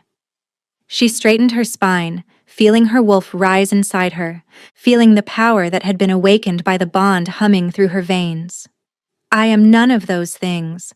I am Clara Duskwalker, mate of Alpha King Lucian Nightshade, mother of the child who will change everything, and I am done being afraid of you. The great hall erupted into chaos. Magnus's guards surged forward, silver blades flashing in the torchlight, but Lucian met them with savage fury, a whirlwind of claws and fangs that tore through their ranks with brutal efficiency. Lord Theron scrambled toward his daughter, cutting through her bonds with a dagger he'd concealed in his sleeve, while Clara stood her ground as Magnus stalked toward her with murder in his eyes. You think a few letters change anything? He snarled, drawing a silver blade from his robes. You think your power can stop what must be done? I've spent 30 years building the Covenant. I've eliminated every threat to my authority. I killed the King's own sister to prevent this prophecy, and I will not be undone by an Omega too stupid to know her place. He lunged at her, the blade aimed at her swollen belly, and time seemed to slow. Clara didn't run. She didn't call for Lucian, though she felt his panic through the bond, felt him fighting to reach her through the mass of guards between them. Instead, she stepped forward, into the attack, not away from it, and caught Magnus's wrist with both hands. The power exploded from her like a star being born. Golden light blazed through the hall, so bright that even the masked guards stumbled backward with cries of shock. Clara felt it pour through her, ancient and terrible and beautiful, the protective force of a mother defending her child, amplified 1,000 times by the bond that connected her to the most powerful alpha in the realm. Magnus flew backward, the silver blade clattering to the floor, his body slamming into the base of the throne with enough force to crack the stone dais. He crumpled there, gasping, his white robes torn and singed, his silver hair wild around a face contorted with disbelief. "How?" he rasped. "You're just an Omega, just a—" "I am what you made me." Clara advanced on him, her eyes still blazing gold, her entire body wreathed in power that sang through her blood. "Every cruelty you showed me, every piece of myself I had to find in that shed while I waited to die, it made me stronger. It made me worthy of the bond I share with my mate." She stopped before him, looking down at the man who had orchestrated her destruction. "And it made me ready to end you. You can't." Magnus scrambled backward, his carefully constructed superiority crumbling into naked fear. "The prophecy. The child. You need me to understand what's coming." "I don't need anything from you."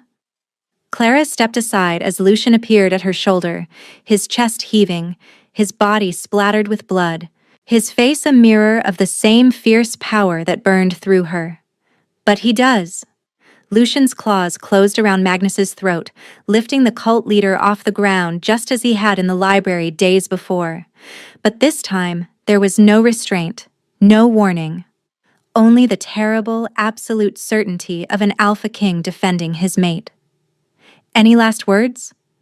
Lucian's voice was barely human, rough with the effort of holding back his wolf's most savage instincts. Magnus's gaze found Clara's, and in his eyes she saw it. The knowledge that he had lost, that everything he'd built was crumbling around him, that the prophecy he'd tried so desperately to prevent was already unfolding. "You're nothing but a broodmare for a dead prophecy," he spat, blood trickling from the corner of his mouth. Clara looked at him steadily.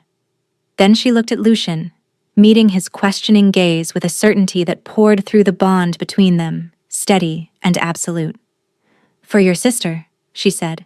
Lucian's claws tore through Magnus's throat in a single, savage motion. The cult leader's body crumpled to the floor, his blood pooling on the ancient stones, his eyes staring at nothing. Around them, the remaining Covenant guards fell to their knees in surrender, their fanatical zeal dying with their leader. Clara felt Lucian's arms close around her, felt him pull her against his chest with a desperation that echoed through every strand of the bond between them. She was shaking, she realized, shaking and crying and laughing all at once, her body overwhelmed by the magnitude of what had just happened. "It's over," she whispered against his skin. "It's finally over." "Yes." His voice was ragged, rough with emotion. "It's over."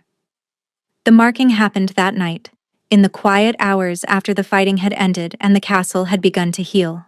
They lay together in Lucian's chambers, the doors barred against all intrusion, the moonlight streaming through the windows to paint silver patterns on the bed. Clara's body still hummed with the power she'd unleashed, but now it felt different. Calmer, more controlled, settling into her bones like it belonged there. Lucian traced his fingers down her arm, his touch feather-light, his eyes dark with something that made her breath catch. Through the bond, she felt his longing, the desperate need to complete what had begun the moment he tore open that shed door and found her inside. Clara. Her name was a prayer on his lips. "Will you have me? Will you let me make you mine in every way that matters?" She answered by rising onto her knees, facing him on the bed, and tilting her neck to expose the vulnerable junction of shoulder and throat. The gesture was ancient, instinctive, an Omega's offering to her Alpha, a surrender that was also a demand. "I have been yours since the moment you said my name," she whispered. "Claim me, make it permanent." The sound that escaped him was more growl than words, and then his hands were cradling her face with impossible gentleness, his lips pressing against her forehead, her cheeks, her mouth. The kiss was tender and fierce all at once, tasting of desperation and devotion and the promise of forever. When he pulled back, his eyes had shifted fully to gold, the wolf rising to meet the moment, to perform the ritual that would bind them for eternity. "This will hurt," he said, his voice rough. "At first. I know. And then it will feel like nothing you've ever experienced. The bond, completed. Everything we are, joined together." His thumb traced her cheekbone, trembling slightly. "I've waited my entire life for this. For you." Clara leaned into his touch, feeling the truth of his words through every fiber of the connection between them. "Then stop waiting." His mouth found the curve of her neck, tongue tracing the spot where her pulse beat wildly against her skin. She felt his breath, hot and uneven, felt the scrape of teeth that made her gasp with anticipation. The bond between them blazed with shared sensation, her nervous excitement, his overwhelming need, the love that flowed between them like a river finding the sea. Then his fangs sank into her flesh. Pain lanced through her, sharp and bright, tearing a cry from her throat. But even as it registered, it began to transform, the agony melting into waves of pleasure so intense that her vision went white at the edges. She felt the bond surge and expand, felt Lucian's consciousness flooding into hers like warm honey, like coming home after a lifetime of wandering. She felt everything he felt. His awe at finding her, his fury at her suffering, his terror of losing her, his joy, pure, radiant, overwhelming joy, at claiming her as his own. "Mine," he whispered through the bond, "finally mine." Clara's hands found his shoulders, her nails digging into his skin as the pleasure crested higher and higher. But she wasn't finished. She wasn't complete. With strength she didn't know she possessed. She pulled him back, meeting his dazed, half-wild gaze with her own. Blood trickled down her shoulder, marking the claim he'd made, but she barely noticed. "My turn," she breathed. His breath caught. In all the ancient texts, in all the traditional ceremonies, it was the Alpha who marked, never the Omega. But Clara saw the desperate hope in his eyes, felt through the bond how desperately he wanted to belong to her as completely as she now belonged to him. She rose up and kissed him, tasting her own blood on his lips. Then she moved to his neck, to the powerful column of his throat where his pulse hammered against her mouth. "Mine," she growled, and her own fangs, longer and sharper than they'd ever been, changed by the bond and the power flowing through her, sank into his skin. Lucian's whole body shuddered, a sound escaping him that was half roar and half sob. Through the bond, Clara felt his pleasure, his shock, his overwhelming gratitude that she would claim him so completely. She felt him give himself over to her, this powerful, terrifying, beautiful king, offering himself to her, keeping with absolute trust. The bond between them blazed like a sun, completing itself at last. When she pulled back, licking the wound closed, they were both trembling. Lucian gathered her into his arms and pulled her down onto the bed, arranging them face to face with their legs tangled together and their hearts beating in perfect synchronization. "Yours," he whispered, pressing his forehead to hers. "Mine," she agreed, and heard the wonder in her own voice. "Mate." The word was sacred between them, a vow and a blessing and a promise all at once. Mate.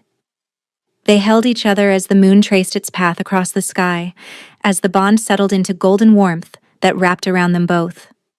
Clara felt complete for the first time in her life, whole, treasured, powerful.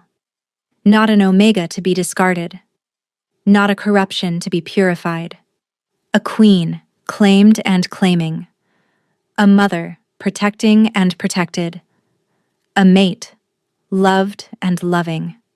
And as she drifted toward sleep in Lucian's arms, she knew that whatever came next, they would face it together. Clara woke the next morning to pale sunlight and the steady rhythm of Lucian's breathing beside her. And for one long, perfect moment, the world was nothing but warmth and the fading ache of the mark on her shoulder, and the quiet certainty of the bond humming between them. Then reality returned, as it always did. The weeks that followed were a blur of rebuilding, walls and trust alike. The Covenant's network crumbled faster than Magnus's body cooled. Without their leader's charisma holding the pieces together, his followers scattered or surrendered. Lucian's wolves hunted down the cells that refused to disband, dismantling supply caches and safe houses across 4 territories. Lord Theron, pardoned at Clara's insistence, proved his worth by identifying every Covenant contact he'd been forced to communicate with. Each name another thread pulled from the tapestry of Magnus's influence. The coronation took place 3 weeks after the battle, on a morning so beautiful it seemed the realm itself was celebrating. Clara stood before the gathered packs, thousands of wolves from every territory, including the shame-faced remnants of her former pack, who had journeyed to the capital. She wore a gown of midnight blue silk, the color of Lucian's kingdom, with silver threading that caught the light like captured stars. The swell of her belly was proud rather than shameful, and her hand rested there as she accepted the crown from her mate's hands. "I present to you Clara Nightshade." Lucian's voice rang across the assembly, thick with pride and love. "Luna, queen of the realm, my mate, my equal, my heart." The wolves knelt. Every alpha, every beta, every omega. Even Lord Theron, whose daughter stood safe beside him. Even the former members of the purebred covenant who had renounced their vows. Clara looked out at the sea of bowed heads and felt tears prick her eyes. "Rise," she said, and her voice carried to every corner of the assembly. "Rise and know that under my reign, no wolf will be discarded for their blood. No omega will be treated as lesser. No child will be threatened for what they might become." She met the eyes of her former packmates, saw the shame written there, and chose mercy over vengeance. "We are building something new, something better. And there is a place in it for all of you." In the crowd, near the back, she spotted Derek. He looked diminished, thinner, older, his eyes fixed on her swollen belly with an expression she couldn't quite read. Regret, maybe? Or the dawning realization of what he had thrown away. He had sent a letter the week before, delivered through official channels, stiff, formal, asking after the health of the child he'd abandoned. Clara had read it once, set it aside, and felt nothing. Not anger, not satisfaction. Just the quiet absence of someone who no longer mattered. He was the biological father of the daughter she carried, and that fact would always exist. But it was Lucian who had felt her first kick. Lucian who had promised to raise her. Lucian who would teach her to shift and hunt and rule. Derek was a footnote in a story that had moved on without him. The cheers that erupted shook the very foundations of the castle. The baby came 5 weeks later on a night of driving rain. Clara had been reading in bed when the first contraction seized her, a band of iron tightening around her middle that made her gasp and grip the edge of the mattress. Lucian was beside her in an instant, his face ashen, the unshakable Alpha King reduced to a man watching the woman he loved go to war with her own body. "Breathe," Miriam commanded, sweeping into the room with an authority that made even Lucian step back. "Both of you, she's early, but not dangerously so. The baby is ready." The hours that followed were the hardest of Clara's life. Harder than the shed, harder than the battle, harder than anything she had endured. The contractions came in waves that stole her voice and her vision, and she clung to Lucian's hand like it was the only solid thing in a world made of pain. He didn't flinch when her grip tightened hard enough to bruise, didn't look away, didn't leave her side for a single moment. I can't. She gasped at some point in the darkness, the words torn from her between contractions. I can't do this. You can. Lucian's forehead pressed against hers, his breath warm on her face. You survived a shed in November. You faced down Magnus Ironhold with nothing but letters and your own courage. You can do anything, Clara, and I am right here. She screamed when the final push came, a sound that was part agony and part triumph. And then there was silence, a single suspended heartbeat of nothing, followed by the thin, furious wail of a newborn announcing her arrival to the world. Miriam placed the baby on Clara's chest and everything else fell away. The pain, the exhaustion, the months of fear and running and fighting for survival. All of it dissolved into the impossible weight of her daughter, tiny and red-faced and perfect, her little hands curling into fists, her eyes squeezed shut against the light. A girl, Miriam confirmed, smiling. As promised, healthy and strong. Clara looked down at her daughter and wept. Not the frozen tears of the shed or the desperate tears of the battle, but the warm, overwhelming tears of a mother holding her child for the first time. Lucian's arm came around her shoulders, his cheek pressed against her hair, and through the bond she felt his awe, vast and wordless and humbling. She's beautiful, he breathed. Clara, she's... He couldn't finish. The Alpha King, who had faced down armies and killed without hesitation, pressed his face into his mate's hair and wept alongside her. They named her that night. In the quiet hours after Miriam had checked and double-checked and finally pronounced mother and daughter both healthy and strong. Ilara, Clara murmured, watching Lucian cradle the infant in his arms with a tenderness that made her heart ache.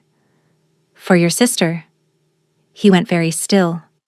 Through the bond, she felt the grief surge up to meet the joy, the two emotions tangling together into something almost too large to contain.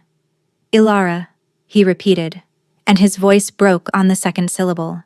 He looked down at the baby, at the dark hair already curling at her temples, at the tiny fingers wrapped around his thumb, and she watched him make a silent promise to the sister he had lost.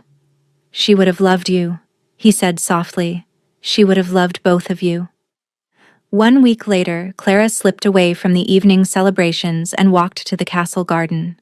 The moonlight painted everything in silver and shadow, and she followed the familiar paths until she reached the corner where, in her nightmares, a rusted shed still stood. But there was no shed now. Only a garden bed filled with roses, deep red ones that Lucian had planted himself, in defiance of the darkness that had once dwelled in this place. I thought I might find you here.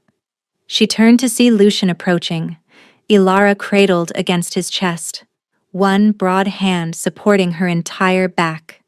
The baby was awake, her eyes, already showing the first hints of amber, blinking up at the moon. She woke up, he said. I think she was looking for you. Clara settled onto the garden bench, and he transferred their daughter to her arms with the same careful attention he gave to everything that mattered. Ilara's fist found Clara's finger and held on, and the surge of love that moved through her was so fierce it hurt. Clara looked down at her daughter, at the life she had nearly lost in a frozen shed, and marveled at the distance between that moment and this one. Not a place, not a pack that could cast her out or a shed that could contain her. Home was this, the warmth of her mate beside her, the weight of her daughter in her arms, the bond that connected them, golden and eternal, promising that she would never be alone again. In the distance, wolves began to howl, a celebration that echoed across the realm, announcing the dawn of a new era. Clara tilted her head back and added her voice to theirs, her wolf rising to meet the sound, with joy she had never imagined possible. And Lucian, his arm around his mate, his daughter safe between them, howled with her. Together. Always together. Forever.